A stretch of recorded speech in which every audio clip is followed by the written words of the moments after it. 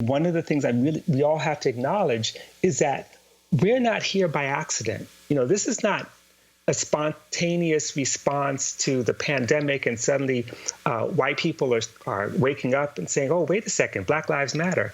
No, this is a product of enormous work going back well before, Trayvon Martin. But you think about, all the organizing work for the movement for Black Lives Matter, the women who organized Black Lives Matter, initiated Opal Tometi, Alicia Garza, Patrisse Cullors, people like Melina Abdullah, Charlene Carruthers of Black Youth Project 100, all the scholar activists who've been working on this question, Barbara Ransby, Kimberly Crenshaw, Angela Davis, Ruth Wilson Gilmore.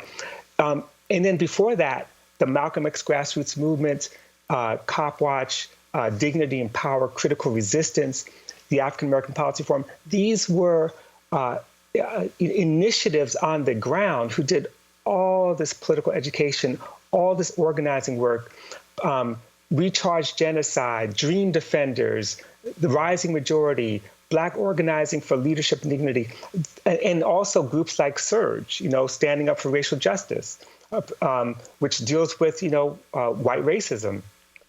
So you have an infrastructure in place that has been doing this work for a decade or more than a decade.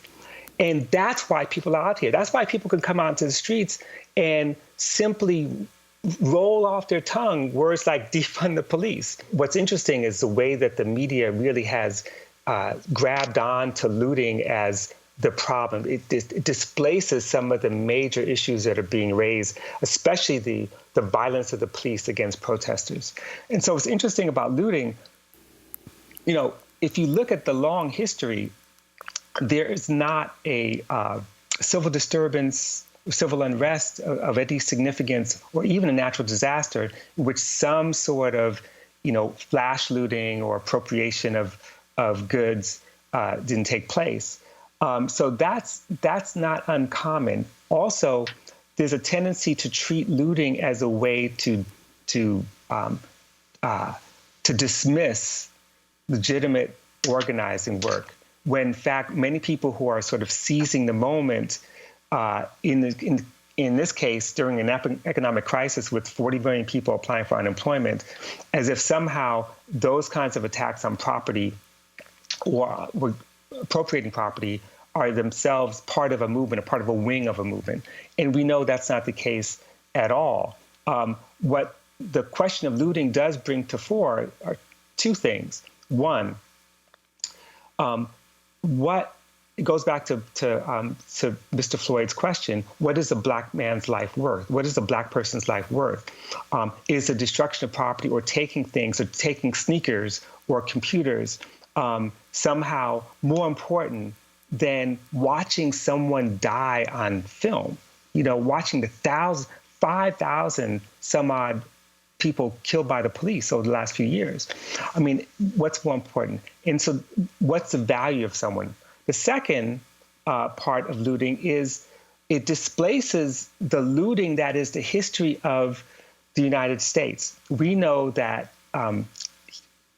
that human bodies, that Black bodies were looted. That's how we got here. That indigenous land was looting, seizing that land. We know that for years, the housing market has been a kind of form of looting in which value of Black-owned homes have been suppressed, Black wages suppressed, the transfer of wealth is a kind of form of looting. But also, if you look at the history of race riots in America, most so-called race riots were basic pogroms, going back to Cincinnati in 1839, 1841, going back to a whole range of so-called race riots in Philadelphia. You mentioned Tulsa in the opening of the show, Tulsa, Oklahoma, which was a kind of looting, not a kind of looting, but you're talking about destroying 35